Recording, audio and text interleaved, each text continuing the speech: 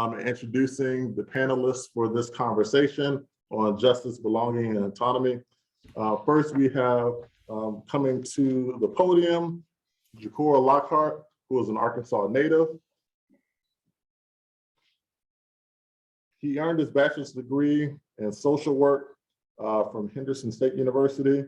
He then went on to receive his master's degree in higher education from Arkansas State University. He is currently employed at the University of Missouri, Columbia, where he serves as a student success coach for the Division of Inclusion, Diversity, and Equity, where he works closely with marginalized populations in efforts to increase retention through programming and student support. He has worked to build a series of initiatives to promote the success and recognition of marginalized populations. At Arkansas State University, he developed a diversity training series that gives participants an overview of the communities that the university serves. With this training, participants develop stronger competencies for these communities, as well as tools in which to be better allies as well. Please join us in welcoming JaeKur Lockhart to the stage.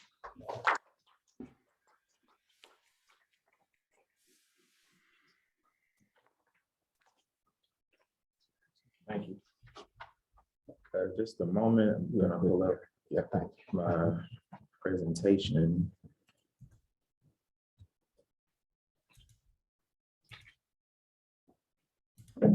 I think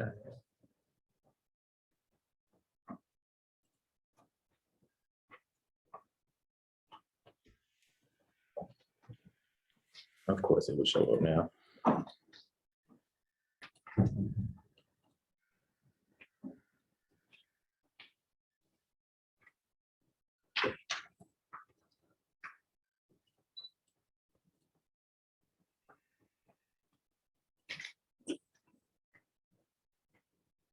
I don't need that.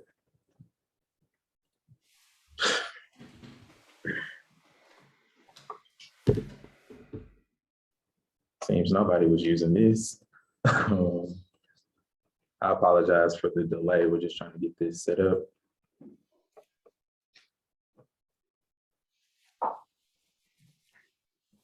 Is there an option for me to share my screen? Yeah, the green button. Oh, absolutely. That's exactly what it would be.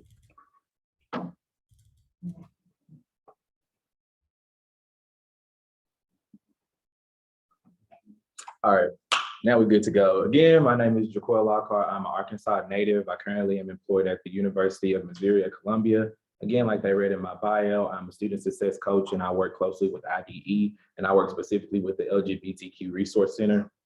And for today's presentation, I worked on it with my mentor / my boss, Dr. Maurice Gibson. He couldn't be here today due to prior engagements.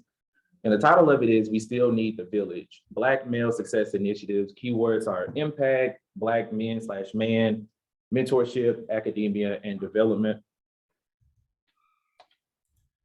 So now we're gonna get into the problem. This is in the way, it seems. One of the problems is Black / African-American college-going males are faced with a myriad of factors that aid in opposing their effort to matriculate and to graduate. A recent set of data gathered by the National Center for Education Statistics states that the post-secondary graduation rates for Black males is roughly 34%, which represents the lowest rate among all demographics in this country, and that is brought to you courtesy by NCES as of 2019. And below you'll see a graph, just pertaining to that information. Contributing factors to this, small amount of our culture graduating is lack of a sense of belonging, lack of preparation, cost factors, cultural challenges, and lack of academic support. And if you'll notice, I try to put really cute little pictures on the slide to make it seem like it has something to do with what I'm talking about. So if they're not cute, act like they are. Sense of belonging. And then I went and found a definition for the sense of belonging. It comes from Cornell University, directly from their diversity and inclusion page. Belonging is the feeling of security and support when there is a sense of acceptance. And I wanted to include some examples with this particular slide, as well as a few others, so people will know what I mean when I say these things. An example would be beauty supply stores when you move to a new city. For people who are Black, we have certain type of textures to our hair. We have certain type of products that we prefer to use. So when you go to a city and you see that those type of things are readily available for you, you feel like Okay, I kind of belong. Another example is finding the right barber. When I go to a city, I try to, reach out to some of my frat brothers or whatever the case may be. Hey, who cuts your hair while you're here? Because that's who I'm gonna go to. Because, our life is in our hair sometimes. And walking in a room and seeing a friend, walking in a room and building that sense of community right off bat, like, oh, I see some people in the room that look like me. I see some people in the room that may potentially think like me. So now I feel like I have a seat at the table. I have a place in this space. And what is the impact that comes along with a sense of belonging? Lack of belonging, rather, can be associated with behavior problems, criminality, and even suicide. This was written by, I found this in an article written by Osterman in 2000, and it aligns with the sense of feeling out of place. So it's not always about the sense of belonging. Sometimes you are impacted with not feeling like you belong at all. And these are just some of the factors that can be, that come from not feeling like I have a place in that room. And if I'm talking too fast, please slow me down. And a simple understanding about all of this is understand that community is relative to the culture. What I may consider community may not be what someone who is Hispanic considers community. It may not be what someone who's from the northern part of the states could consider community. However, we must consider all aspects of the term and its definition when we are interacting with different people of different backgrounds. And I tried to put a little post here where it's like confused, unsure, lost, unclear, perplexed, so on and so forth. Move this out of the way, I don't remember what I put. Oh, being underprepared. And I had to define underprepared for people who may not necessarily define it the way that I do. To be inadequately prepared, meaning I just don't got what I need in order to succeed. An example would be showing up to class without having read the materials, not having something to transcribe the materials, like, I left my paper, I left my pen, I left my notebook, I left my tablet, whatever. Not having certain levels of exposure to opportunity that their white counterparts have had. And as I make that statement, I encourage people to look at circumstances and look at privilege. Typically, if I don't have a high enough test score as compared to my white counterparts, it's not necessarily that I don't know the information or I'm not as smart as the person in the room with me. I might not have had the opportunity to study and to learn to the levels and the magnitude in which they did. We might have had the same resources in class, but we don't have the same situations at home. So innately, that comes with a privilege. And what is the impact? Black kids are more than twice as likely as white students to be underprepared for college after graduation from high school. Why is that? I made that point already. I don't have that access to that ACT study material. So if I had a low ACT score, I didn't do the best in this class because I didn't have the right study material. I missed out on quite a few academic scholarships. And so now it's a chance that I might not even go to college, but we'll get to that shortly.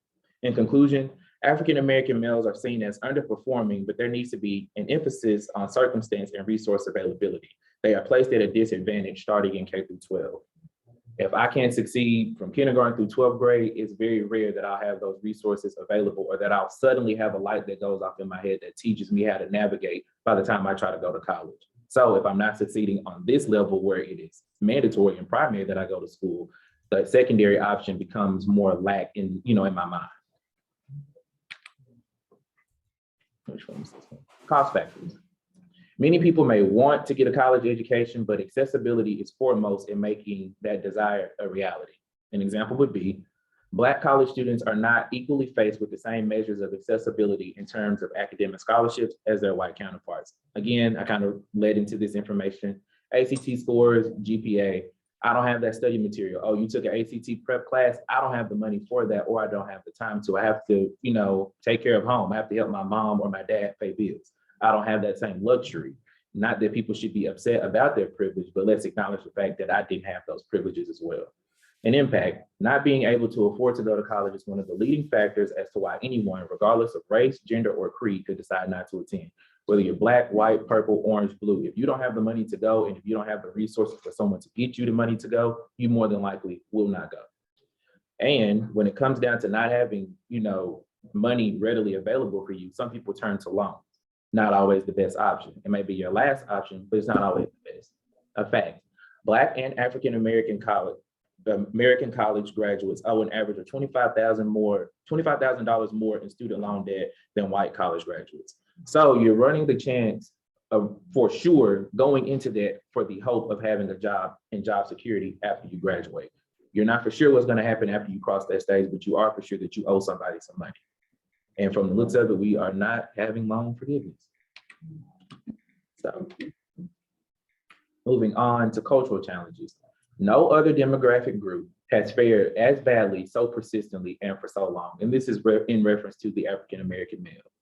An example, dealing with microaggressions in and out of the classroom, dealing with overt and covert racism and racist practices. If I don't feel comfortable there, and again, this ties into the sense of belonging. If I don't feel comfortable there, I more than likely will not thrive there. And let's talk about an impact. And this that I have quoted from Prim in an article that they wrote in 2018 is just an example, but it has been a real world experience for quite a few people. A Black student experiences cyberbullying and racial slurs directed at him on social media over a period of months. Feeling he has no way to effectively respond or handle the problem, it affects his schoolwork, and he begins feeling increasingly distraught, hopeless, and depressed. More than likely, this student will drop out. If I don't feel like I have administrative support on the inside, I don't feel like I have external support from my other family members who may not have went to college and may not understand this level of microaggressions, then it's kind of hard for me to relay back to them what I'm feeling. And it's kind of hard for them to empathize with me and to help me out. It's not that people don't want to help in some cases, but some of them just do not have the words, the knowledge, or the background, or the terms to be able to help you in the manner in which you need. Conclusion, as we all know, racism still exists regardless of the efforts towards social equality and justice. That's just a fact. It does not matter how many symposiums we put on. Yeah, these are active steps towards fighting against racism and systemic oppression, but at the end of the day, at this present time, it still exists. Let's see, academic support. Students of color throughout the country are significantly less likely to persist than other racial and ethnic groups. And African-American males in particular lag behind on almost every indicator of academic achievement. It is what it is. An example of that is not having proper study tips, not having the language or support to ask for help, external factors that impede on their studying, like circumstances at home. You just cannot help what you have going on at home. You may have to help mom or dad pay a bill. You may have to help your sibling with their schoolwork and they're still in high school. You may feel like you can't go to college because of all these factors that are still going on at home. It may be pulling you in so many different directions that you can't focus on your work. Not having an internal support system such as admin. If administration and teachers are looking at you a certain way and they already have you figured out, then you're less likely to receive their support and you're less likely to ask them for their support. If you're going to stereotype me, I'm not going to come to you for the support that I feel like I need. Impact.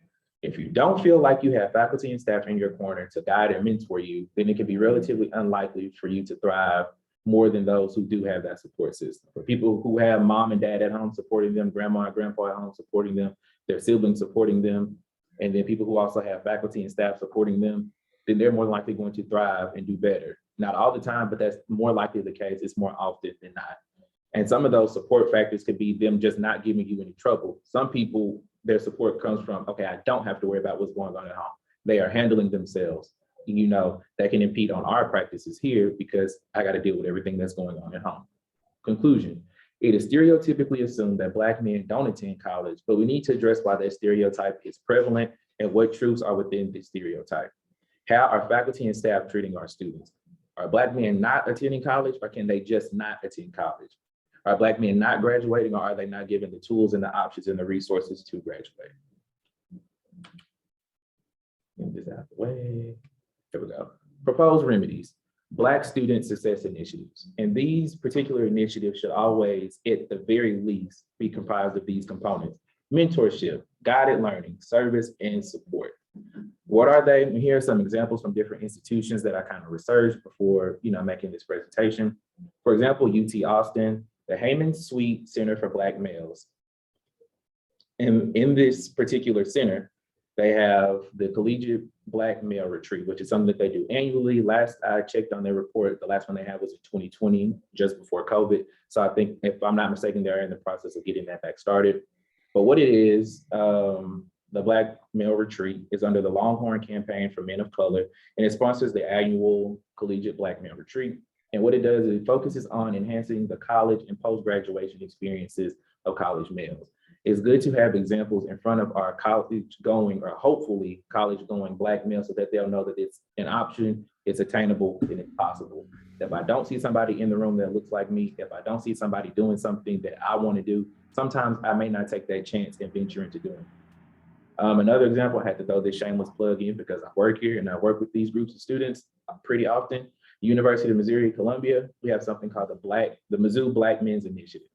And what it is a 2-year leadership and identity development program provided by the Gaines Oldham Black Culture Center.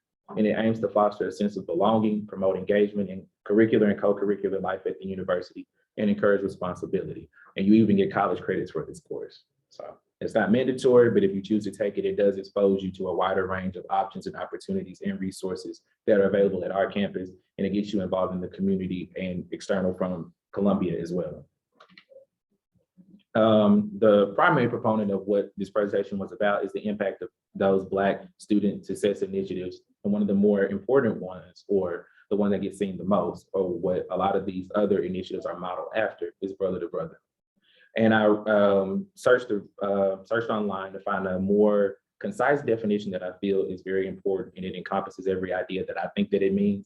And I reached out to different resources, and they gave me a website, and this is the Soft Lake Community College. And they define Brother to Brother as a national student organization designed to improve the educational experience, to embrace leadership by being positive examples for each other through a strong commitment to academic achievement, brotherhood, and community service, and promoting successful retention and college completion among African American males. There are initiatives that are out there that are promoting everything that I just mentioned in the previous slide, but we just have to support these initiatives and continue to fund those initiatives so that they can be bigger and better than they were yesteryear. The components of these types of initiatives are about building and sustaining bonds among young men in all backgrounds, so like K through 12 students. And that just kind of reflects on Big Brother mentorship programs. So reaching out to those who are coming up behind you so that they don't have to have as many questions as you did when you were in their position however many years ago. Service in their respective communities, their fellow brothers, and themselves. So being an advocate and a service leader amongst yourself and those who are around you, because you can't only fix yourself. After you get those tools and resources to learn for yourself, the best part about that is that you're supposed to go and take that out into the community and give it up to others. And again, continuous peer mentorship. So looking out for those people who are around you and, you know, bringing people in to expose them to different aspects of the community member and the college goer. And results from this data, and this comes from Arkansas State University, which is the institution I worked at previously.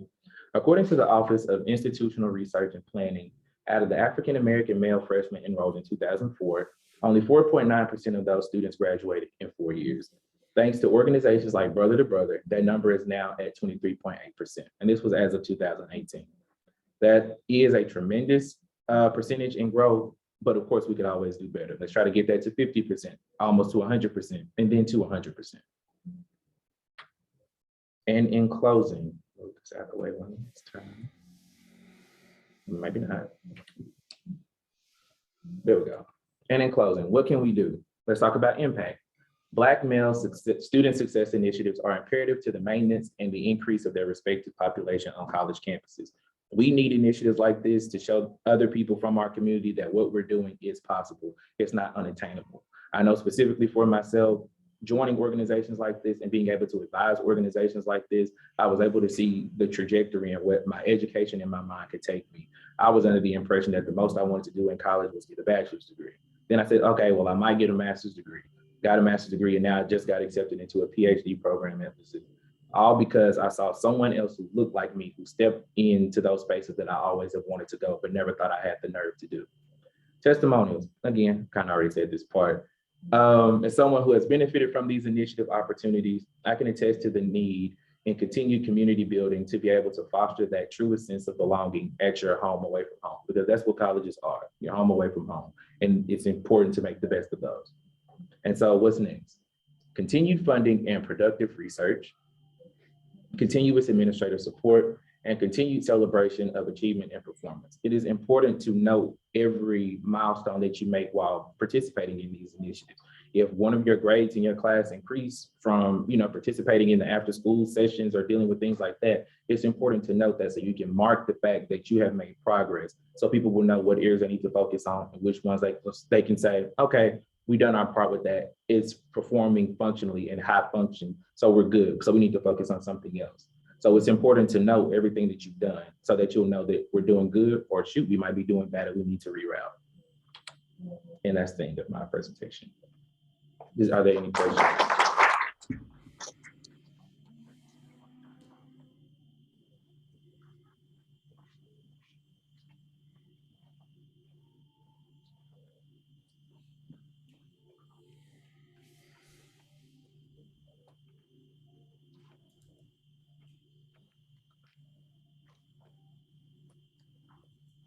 righty. So we're gonna keep on with the schedule, and we have our next presenter. I'm gonna, give me 1 second.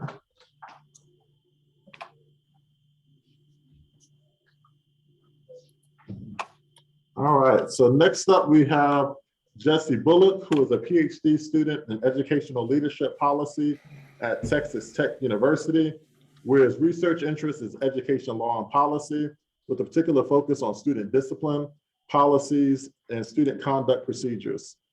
Specifically, he is most interested in the intersection of criminal justice systems within the educational system, taking an in-depth look at development of the police-school relationship and use of police officers for handling student behavioral issues. Jesse is a native of Rocky Mount, North Carolina. He completed his BA in philosophy and BS in biology from Howard University in Washington, DC, and his MS in criminal justice from North Carolina Central University in Durham, North Carolina. He earned his JD from Howard University School of Law. He is licensed to practice law in the state of Maryland and before the Supreme Court of the United States. Please welcome to the virtual stage, Mr. Jesse Bullock.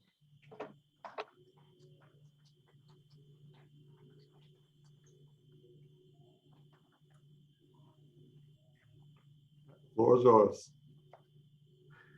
Thank you. If you could enable sharing for me so I can share the presentation.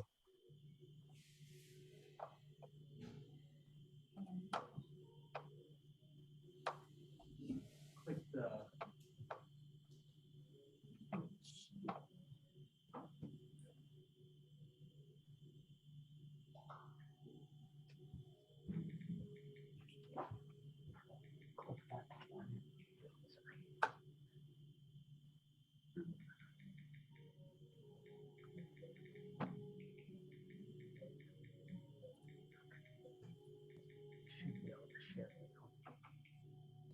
It should be good.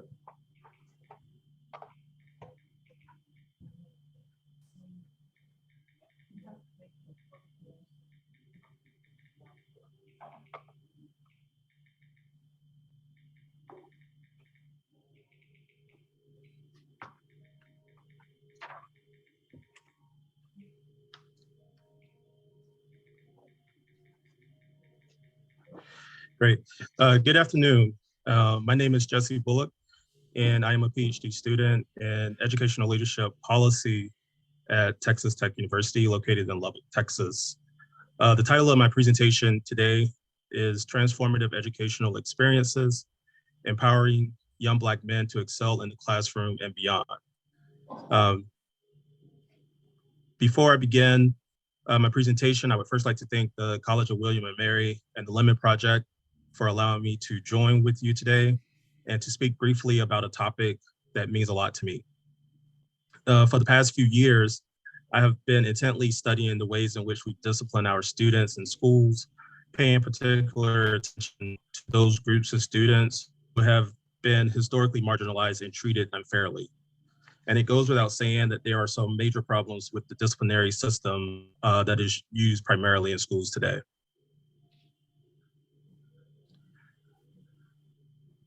To give you a little roadmap for today, I will start by giving a little background on the topic and what motivated me to focus on it. I will then provide you with a more formal statement of purpose and the research question that guides my inquiry. From there, I will then explain the theoretical frameworks that I use as the foundation for my project. And as this project is a work in progress, I have not reached the final stages of collecting data and interpreting it yet, but I will share with you how I plan on doing that once I get to that phase. And to finish off, I will highlight a few key points that I feel should be explored further, and that may serve as the best solutions for schools to change the current system.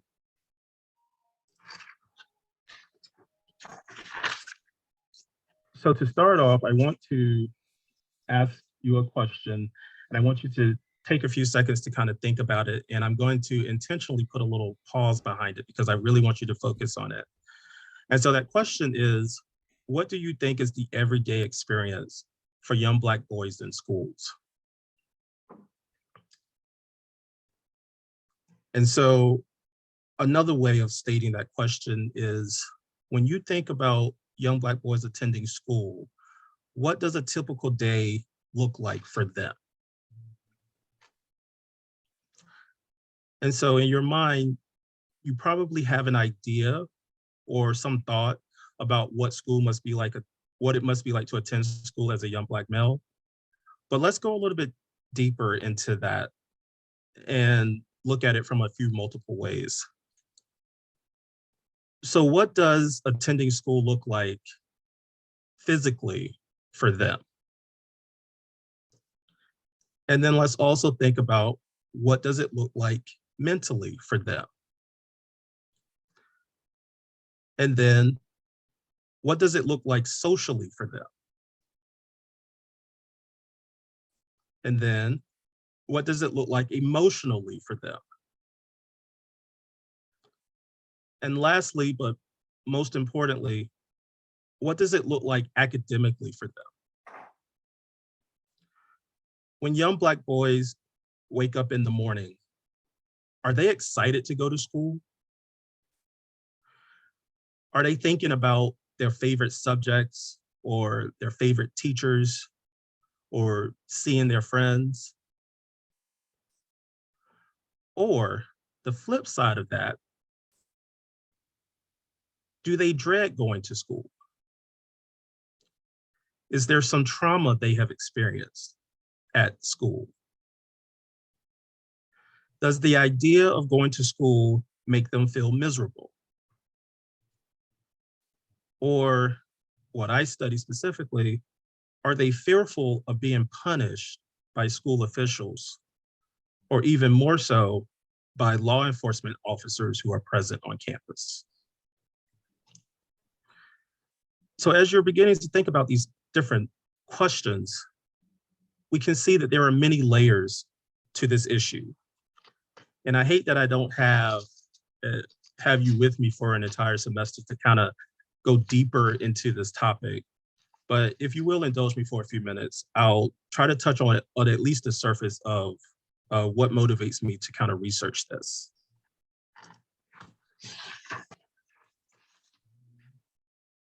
So what is the problem? What is it that concerns me? Well, to start, the US education system is built on an unstable foundation. And what do I mean by that? Historically, the education system has not treated all students fairly or provided similar opportunities for all students to obtain educational success. And like I said, I don't have a whole semester to kind of go deeper into that, but in short, we know that the school system, the education system was never designed for Black boys to attend. And once we kind of go through a lot of decades, we get to Brown v. Board and other cases that start to kind of change the way in which we educate children in the United States. And it becomes a little bit more open and available to Black students. But one of the things that we see, even from the start of the education system, is the way in which we discipline students.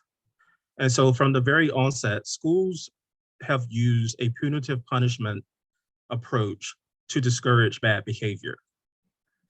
And under this style of discipline, you basically try to come up with some punishment that encourages students to not engage in the undesirable behaviors within the classroom.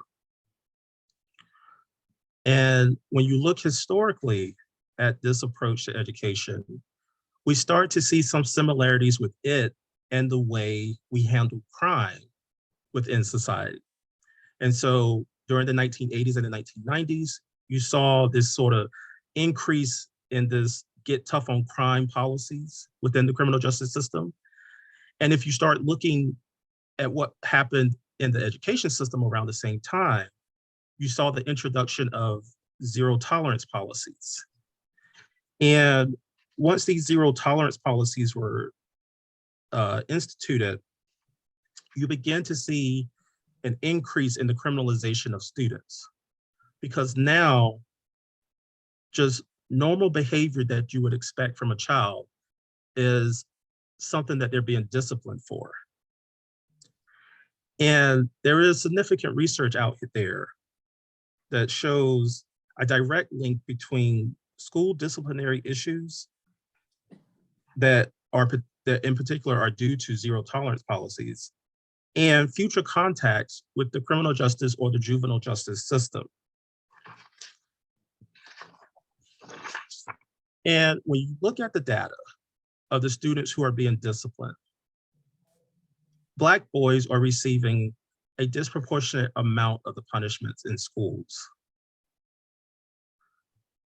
And this has been going on for decades. And it is known as the phenomenon of the school to prison pipeline. And I put pre in front of school because sometimes it even gets down to students who are 4 and 5 years old. So you're talking about preschool students who are being disciplined in a way that it is, inadvertently introducing them to the prison pipeline.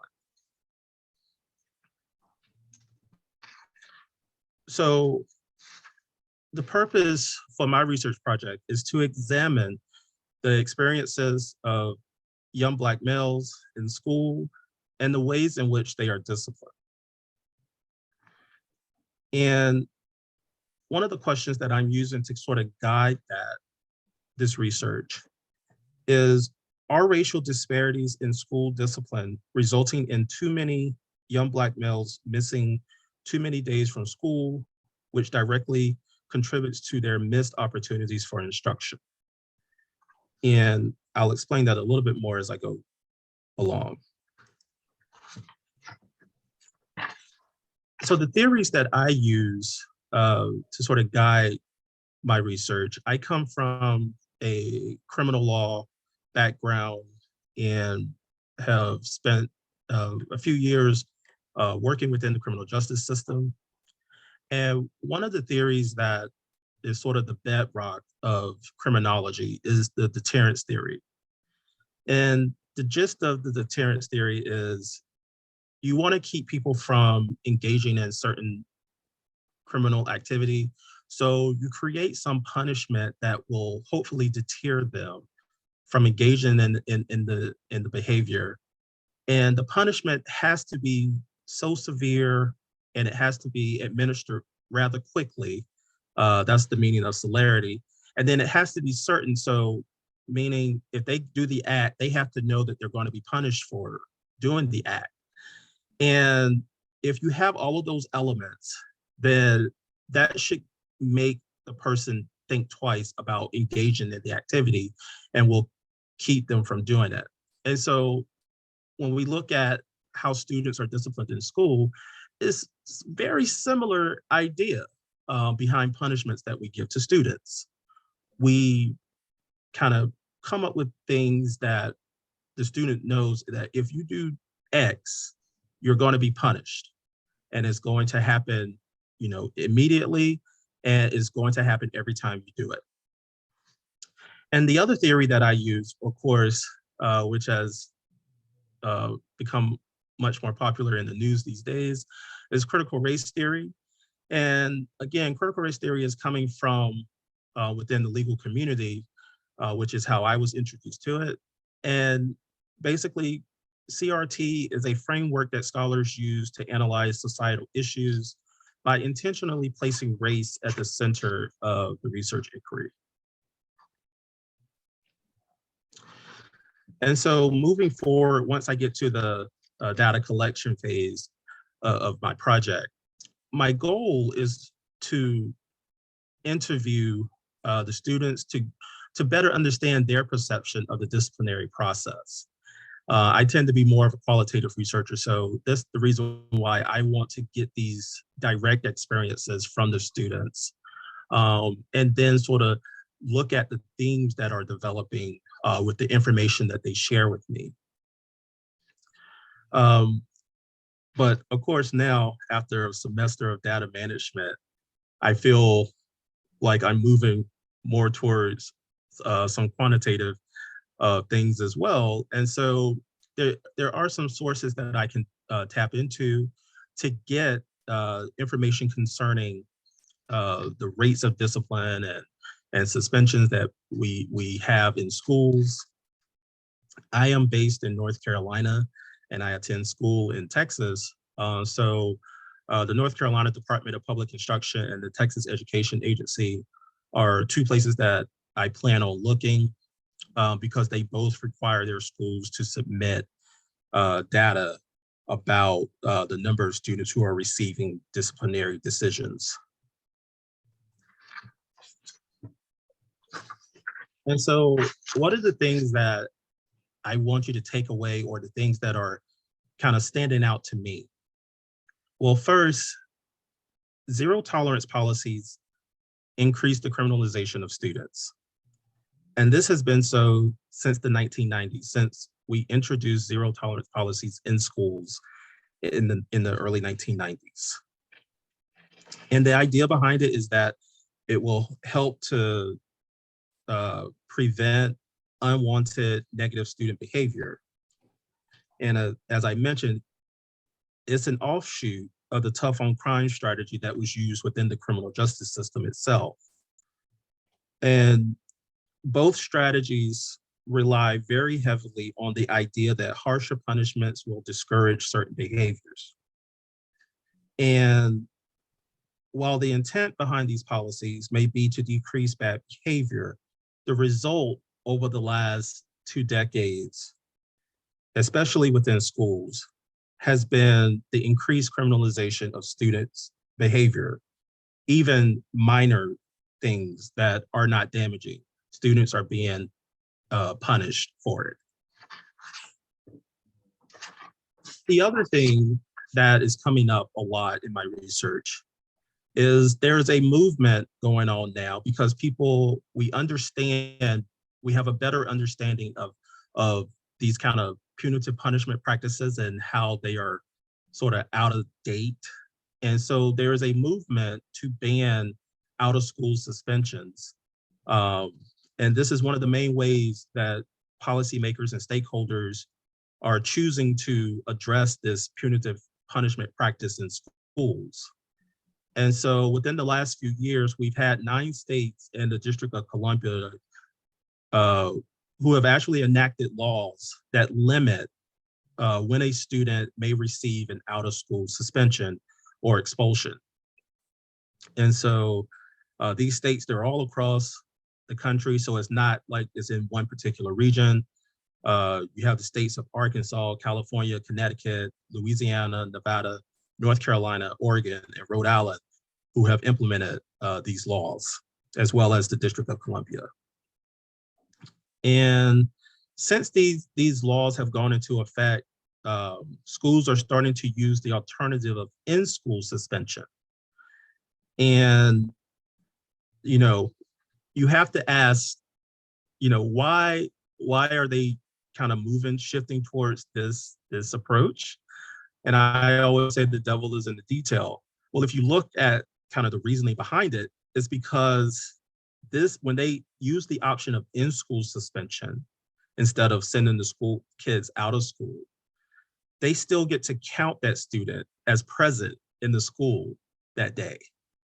And so we know that has a direct link to the funding schools receive. So there may be some other motive behind them switching to this in-school suspension approach rather than them trying to do it for the benefit of the students.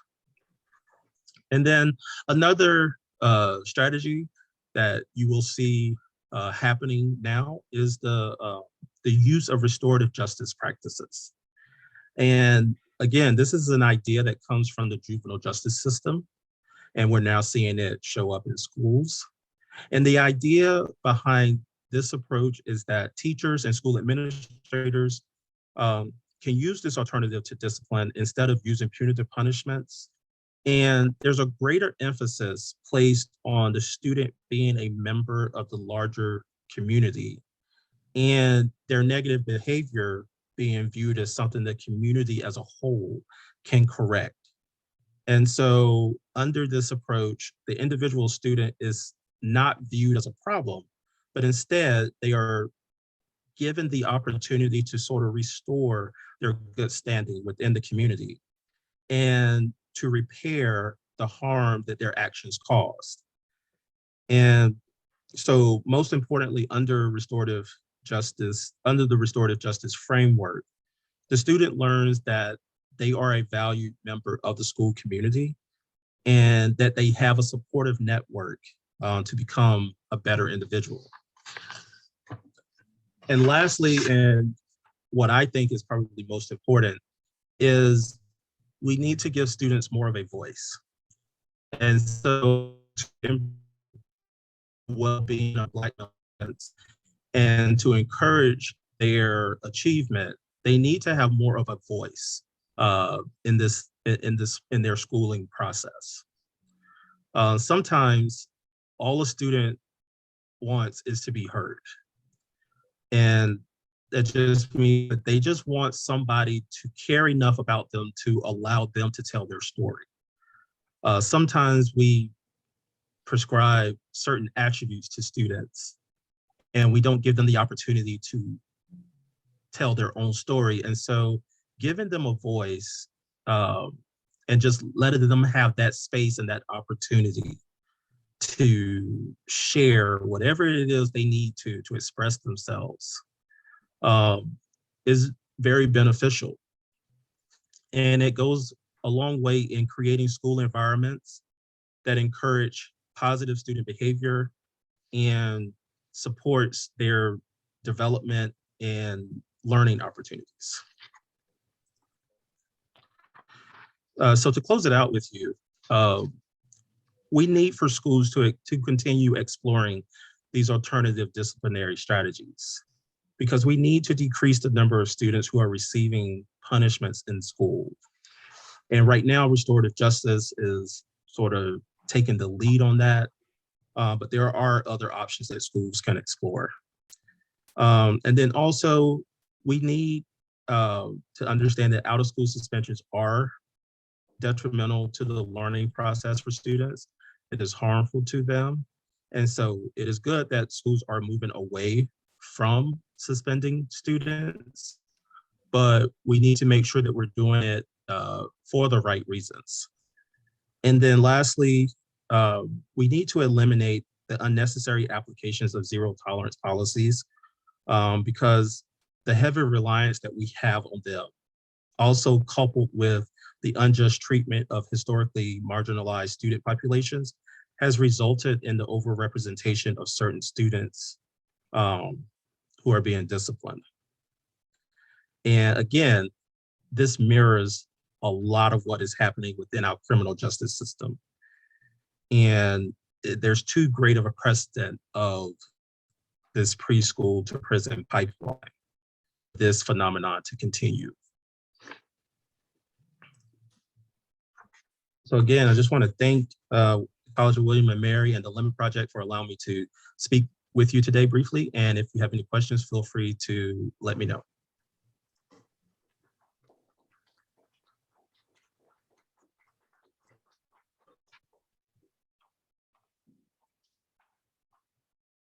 And his master's at the University of Maryland. Please join us in welcoming Don Greenwood to the virtual stage. Don Gatewood, my apologies. Thank you so much, Mr. Derek, for that wonderful introduction. And before I get started, I have to say thank you so much to the Lemon Project, Dr. Johnson, everyone who's here in attendance, all of the other presenters. I appreciate you and I honor you, and I feel so lucky to be here today. I have benefited from the hard work that many of the PhDs here and the PhD students have done. When you think about developing a nonprofit, a 501c3, there's a lot of cultural realities that go into developing organizations. And I've had the privilege of benefiting from the studies and the work that people in your capacity have done. So thank you. The picture that you see behind me is actually one of my favorite pictures ever. So you see three of our mentees. You see Karan, and Duran. They're on the far left and the far right. They're twins, and they're going to be 14 years old in May. They've grown so much since this picture. And then you have Kareem, who is in the middle. He's a little bit younger. He's 13 years old. And he is the consummate middle schooler. He is the jokester of all 17 young men that we have. We serve young men who live in the Baltimore County area and who are 100% African American males and who are 100% attending public schools. So that's the profile of the young men that we serve. But I do want to take it back a little bit. For me, ensuring that our young men have the tools, the mentorship, and the resources needed is one of the most important aspects of life for me personally. Before I ever got involved in this nonprofit that I co-founded, I had worked in other capacities like Big Brothers and Big Sisters in Detroit and the DC area, Baltimore area. And working in these capacities in girls' homes as well, being a trainer for younger folks, people coming out of prison, it really gave me a large perspective about some of the challenges that our community face. And it gave me an opportunity to meet individual people to understand these unique stories that lead people to where they are. So after understanding all of this and growing and maturing, 2016 was a very high inflection point for me. That was right after Donald Trump had ascended to become the president of the United States of America, and our country began to be more polarized in our differences. The differences always existed. They didn't just show up out of anywhere some people purport, but I think that they crescendoed in a way that has changed the way we look at the current terrain of our country. And when we saw that happening, we said, myself and the other co-founder, Christian Gant, what opportunity do we have to influence this situation? And we thought about all of the populations, but the one that stood out were young people. We thought that we have an opportunity to partner with young people, young minds in our community, and really help them in their development toward being assets in their community. So we developed a nonprofit called the Initiative Baltimore, and our goal is to help the next generation of leaders. That's all we are trying to do. But in order to do that, we focus on areas like civics, community development, volunteering. We focus on life skills, and we also focus on having fun, because these are teenagers and young folks after all. So you got to have fun in everything that you do when you're working with this population, if the goal is to be successful. So we developed a program called the Pathways to a Purpose. But here is what's important. The Initiative Baltimore, we do not do it alone. We have two other partners, Bridge Maryland and Black Professional Men in Baltimore. These are two entities that join with us, all 501c3 organizations that are committed to our young men. And together, we work with a monthly program where we meet with our young men, and we have a curriculum that's based in community, that's based in leadership, that's based in all of the other aspects that I've talked about earlier.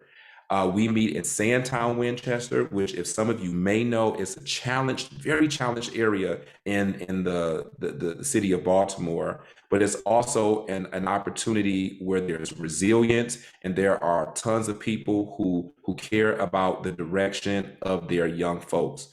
And so we meet there, and we meet in other areas in the city, whether it's the public library, whether it's at the park, depending on what our curriculum design for that day is. And we work with our young men to make sure that they have the tools that they need to be successful. But I do want to articulate some of the challenges that exist. Number one, many of our young folks do not get the civics and the leadership training in the school system because the budget and the curriculum may not always support it.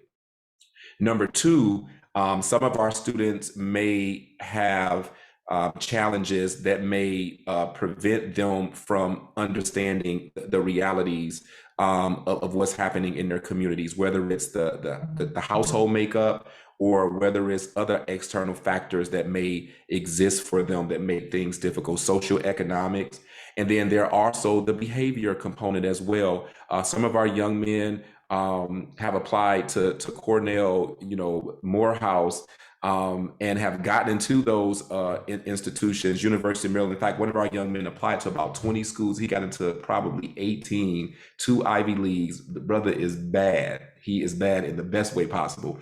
But then we also have young men in our program who are challenged, and as brilliant as they are, they have a hard time focusing. They have a hard time having their grades reflect the brilliance that they actually have. So your grades say one thing, but when I talk to you, when we engage with you, your brilliance is much different than what these grades suggest.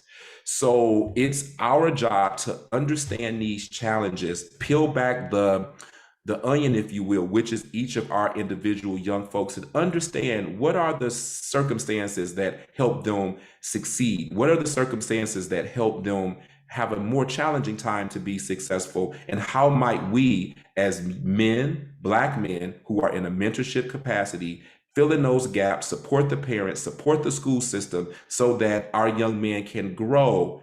The challenges will always be there. They live in neighborhoods that may not always be the best. The influences will be there, but how might we equip them with the knowledge, the information, the examples, so that when they are met with these forces or challenges that may be less than positive, how might they better deal with, use their leadership skills and maneuver them so that they can land on their feet, they can stick the landing? And that's where we are when you talk about dealing with the middle school and high school, because this age group is a prime age when young folks oftentimes get distracted or are lured by other forces that may be in the neighborhood, be it gangs or otherwise. So those are some of the challenges that we have. But with our opportunities, our young folks have demonstrated that they have deep concerns with their community. They have questions about the school system, question about what's happening to them, and they've even began to work on projects where they are working toward the solutions to these problems that they're grappling with. But by creating an environment where they could feel safe and could talk about these issues, but then also work in the neighborhood, not just talk, not just write, but actually get into the community, demonstrate action, work with the challenges, get a chance to understand the nuances at a younger age, so that as they grow or matriculate through this middle school and high school process, they take this information and knowledge with them in their school districts and their summer jobs. And as they begin to think about college, as I just mentioned about one of our young men that he's preparing for as well. So that is the opportunity. And we have really experienced some outcomes that that we are very proud of, but also recognize that there's chance for us to enhance our programming so that we can continue to have stronger outcomes. Now, of course, we have to sweeten the deal. So we definitely give them stipends for attending. They get bonuses if they participate higher. They get the t-shirts, the back to school bags. They go to fun things like the arcade. And we do things like, go to the studio and talk about community issues behind a beat, behind the studio, behind the ones and twos. So really figuring out how can we take some of the things that they're interested in and use them as vehicles so that they can express themselves in a positive way, but still feel that their needs are being met as young folks. So that's what we're doing with the Initiative Baltimore. Again, initiatives where you're working with the community. It is, sometimes people who lead these organizations get the credit, people like me or other folks who lead, but the truth is you have a whole set of amazing young people who show up when they don't have to. You have parents who may have their challenges and limitations, but they show up and figure out a way to make the transportation happen. You have the libraries, the public school systems, the teachers, the referrals, the people who are donating their money, their time, their volunteering. All of those things together make outcomes like the ones that we have possible. So again, I just want to say thank you to all of those people who sometimes don't get the credit. And again, I want to say thank you to everybody who has showed up today, showed out with your amazing presentations and all of your research, because it's that type of research that influences the work that I do and the work that a lot of nonprofits around the globe use to make their work as impactful as possible. So thank you so much for allowing me to share about the Initiative Baltimore.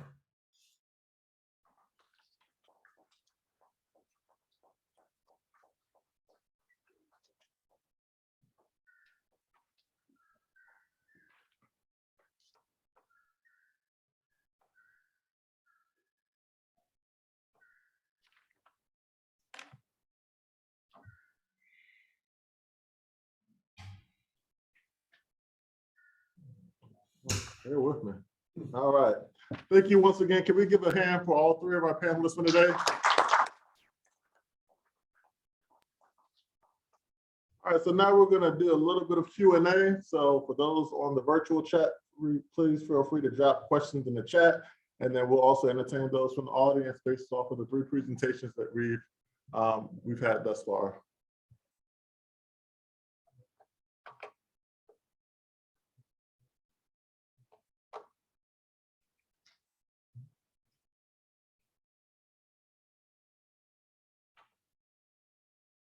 I have a question for Jesse Bullock. And I wanted to ask, like, do you feel like punishment has a place in school? And if so, to what level? Jesse, could you hear that? Not entirely. Could you repeat it for me, please? I wanted to know, do you feel like punishment, does it have a place in school, like K through 12? And if so, to what level? So the part I heard was, do I feel like students have a place in school? Does punishment have a place in school? Oh, okay. Well, certainly, thank you for that question. And being that I am an attorney and I understand the need for sort of controlling behavior to a certain extent, both in society and within school, I do feel like there is, I don't like to call it punishment, but we do need some way to correct students when they do things that are not positive. And so I just like to see an approach that is not punitive in nature, but is more so corrective and supportive, so that they get the skills and training that they need to be successful.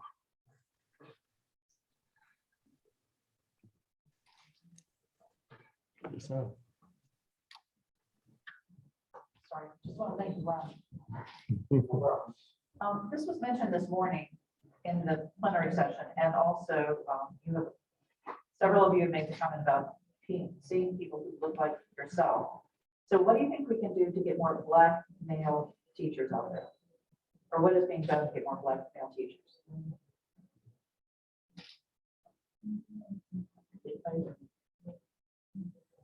Is that directed to the entire panel, or is that one? Yes. Okay.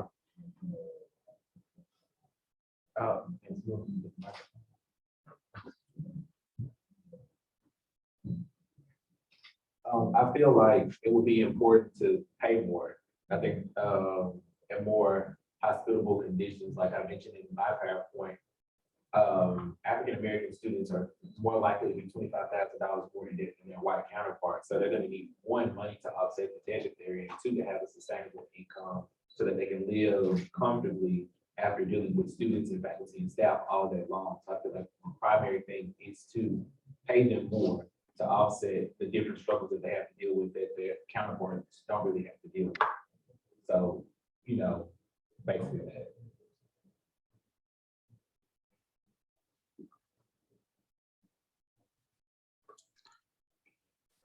I would add that having strong support systems in place, once you get more Black males who are interested in teaching, having those support systems in place that will make them successful and keep them from getting discouraged during the process.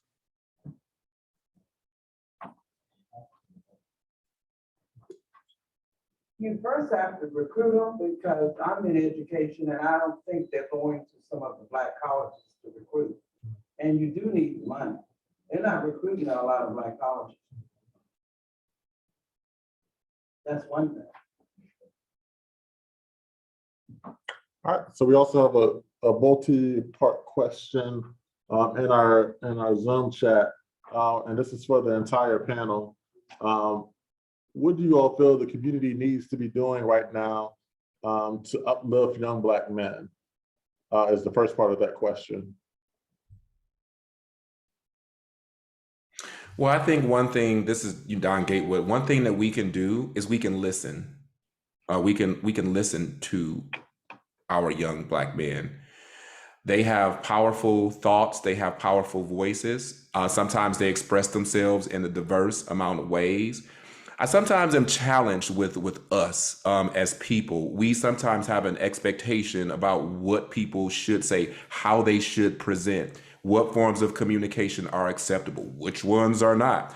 Are they using appropriate language? I don't like how he talked. Sometimes we get into all of that with our education and all of this that we think we have, that gets in the way of us making the necessary connection with human beings.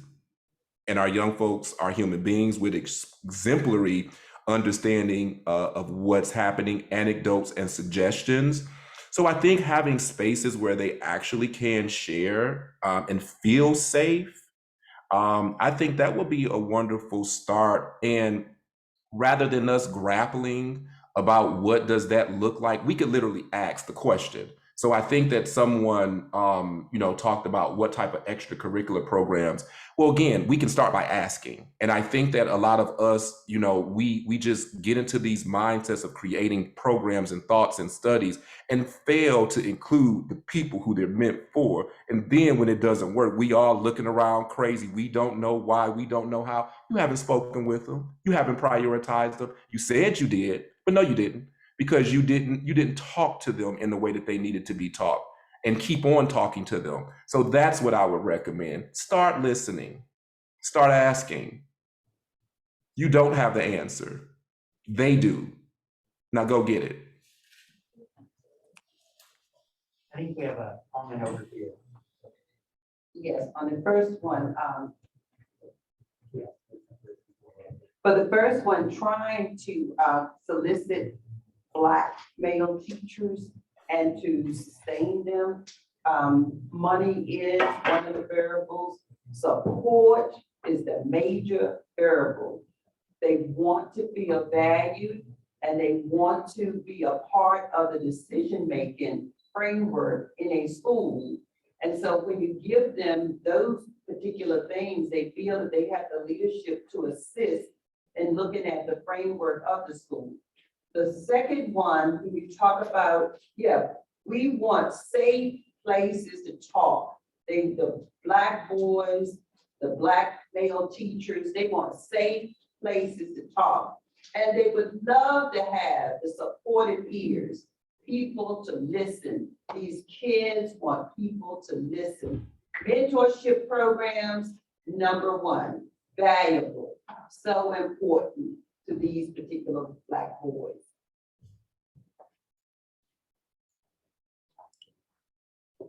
And I'll just throw in a personal question for you, Brother Lockhart. When it comes to your mentoring program, we also run something similar called Brother for Brother. So I was really intrigued by the name.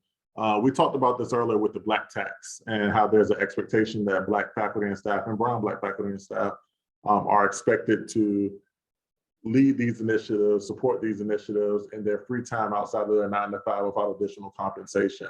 One of the other conversations we don't talk about enough is that what does that compensation look like for those students who are providing mentorship and taking time out of their schedules to mentor the next generation? So what does that look like, or what has that looked like for you all in terms of the students and the faculty and staff who are both working together to make that initiative happen? I guess my answer would be kind of twofold. When I was at Arkansas State University, we paid our students stipend. And so that was the way that we assisted in making sure they felt heard, understood, and compensated. Like, no one's trying to mentor. I ain't gonna say nobody's not trying to mentor for free, but if you can also throw me some money while I'm doing my due diligence to make sure that the next man is good, then that's a benefit. And I know for me, when I was like assisting and advising those particular organizations, I didn't get any additional compensation, but I also kind of worked that into my day-to-day schedule. So for the people who have to do that outside of their day-to-day schedule, I believe that compensation is necessary. However, you also have to show, the institution data that, what I'm doing works, what I'm doing matters, and what I'm doing deserves that compensation. Now, at the University of Missouri and Columbia with the Mizzou Black Men's Initiative, they get college credit for what they're doing in terms of like the people who are participating in the initiative, as well as those who decide to be peer-to-peer mentors. And they also get a stipend. So it all comes down to give people money for the stuff that they're doing. People do things out of the kindness of their heart, yes, but there's a threshold. So after I do so much, then you need to be talking about some money, and then maybe I can go a little bit further.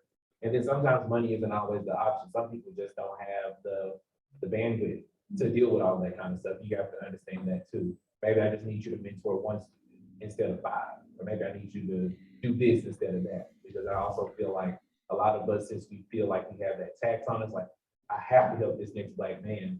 When in reality, you can still help someone, but you might not get to do it on the magnitude that you had expected. But what you still did, still help somebody out at the end of the day. So limiting what you can do and the things that you do, get compensated for if you can. Does that answer your question? Does. Okay.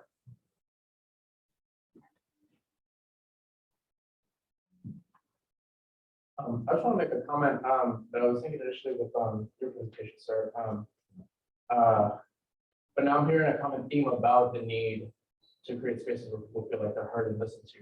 Because when I was hearing your presentation, I was wondering if at all, like, and I guess it's because of my own background, I'm an oral historian.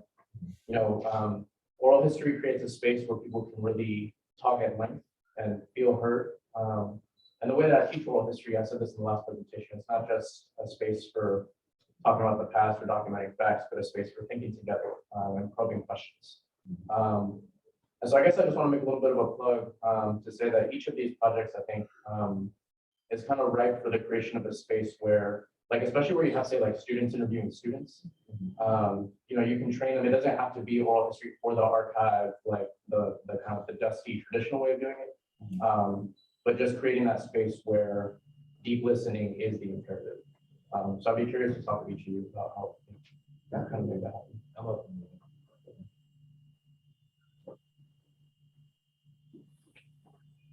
All right, any other questions from the audience? All right, once again, thank you so much to our panelists for presenting and sharing that much needed glimpse into all of your respective areas. Greatly appreciate you. Give us another round of applause.